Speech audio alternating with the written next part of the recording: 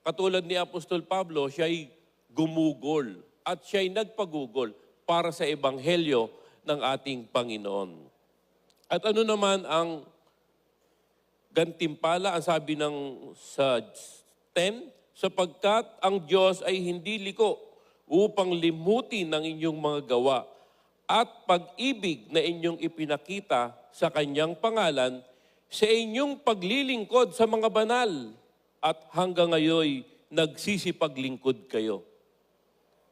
Hindi sapat mga kapatid na minsanan lang. Ang sabi rito, patuloy na naglilingkod sa Panginoon.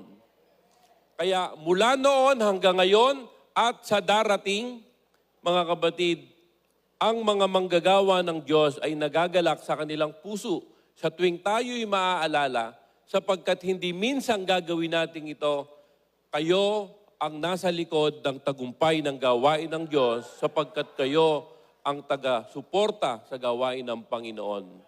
At ito ang kagalakan ng mga manggagawa. Ang ibig sabihin, yung salita ng Diyos nagkaroon ng pangyayari sa ating mga buhay.